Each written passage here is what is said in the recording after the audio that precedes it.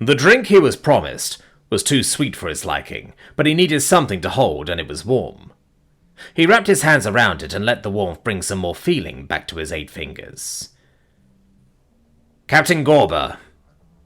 The Commodore finally arrived from the bridge of the Levanth. I am glad we found you amongst this. Are you injured? The Doctor Lieutenant told me I was lucky, Gorber spoke up, his voice raspy from the screams and shouts it had attempted as his ship was attacked. I need to report to the medical bay. I would suggest you keep this debrief as brief as possible so he can rest. The Doctor Lieutenant spoke up as he finished packing his medical bag. He needs to get into the nanohealer sooner rather than later, unless he wants to keep the scars. Gorber could only think that he did not want to keep any reminder of this day. What happened to your ship? The Commodore asked, once the Doctor Lieutenant had left the triage room.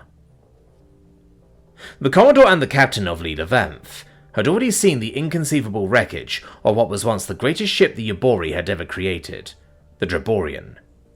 It was not just a capital ship, it was the capital ship. Moments after its creation, scholars were already using its name as the precursor of all future Yabori military starships, due to the latest in technological advancements aboard the original. It was the fastest ship the Yabori had ever created, reaching speeds nearly double of the previous record holder. Its weaponry was the latest in computer-controlled plasma cannons and laser turrets. The hangar deck was filled with the fastest super starfighters that the Yabori had created. All in all, word and rumours about the Dreborian were already making the rounds across the galaxy due to its top-end abilities. It was lauded on Yabori worlds as yet another reason why all other species feared them. Except one. We were out here claiming new worlds as per our directive, Gorber said, after a short sip of the warm drink in the cup.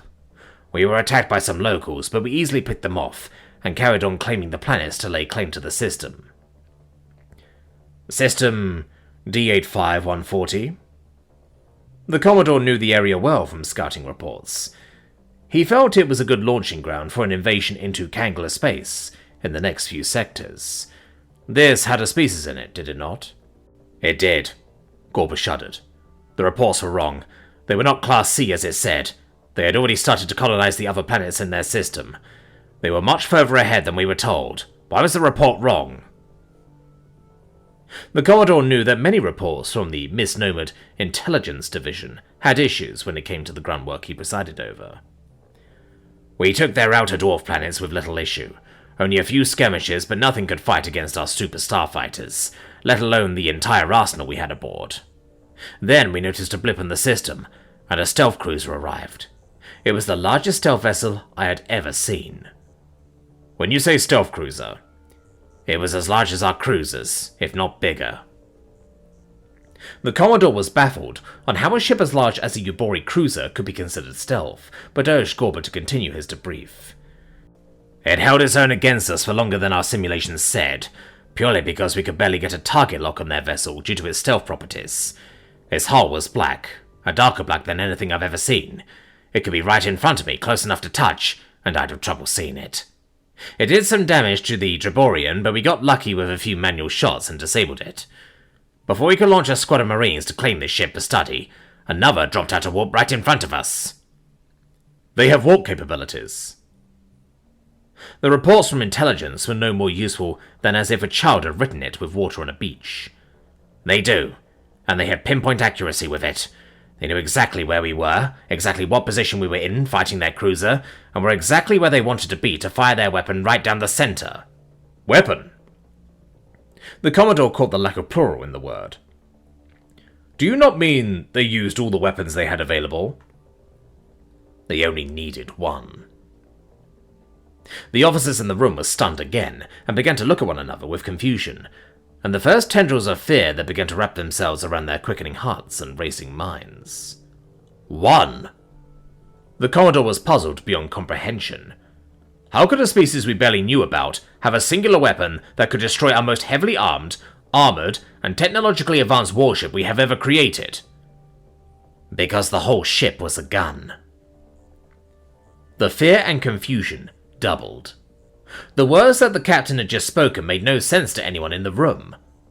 Several of their number had been proud to have input on the creation of the Draborian, and the facilities and abilities it needed to contain to ensure that the military junta held its iron grip on all Yabori space. I don't understand, the Commodore said. How can a ship be a gun? No, Gorba said, as his eyes flashed back to the painful memories of barely a day prior, when he saw such a ship for the first time. They had built the largest weapon I had ever seen, and then built a ship around it to make it move. What kind of gun? One of the officers asked meekly. Some kind of railgun, Gorba said. The screen said that it was traveling faster than hypersonic speeds before it hit us. The raw power of it sliced through our shields and straight down the middle of the ship. It just smashed through the ship and shattered everything. I only survived because I was already strapped to my chair and it pulled me away. We've not found many other survivors, the Commodore admitted. Most are already in treatment or died of injuries sustained between the attack and getting into an evacuation pod. We don't stand a chance. Gorba's defeated admission was painful to all of those assembled in the triage room, but they understood. The Draborian was supposed to cement the Yabori military might throughout the galaxy, but barely a few months after its launch it was gone. Only scraps and fragments of what was once a prized and protected hull could be salvaged for something else, but it would take a length of time not deemed worth the effort due to how spread out the pieces were. The alarms blared and the Commodore's communicator roared to life. Yawin! The captain screamed, forgetting the rules of formality to his superior officer. The humans are here! Gorba would not survive a second destruction of a Yabori capital ship.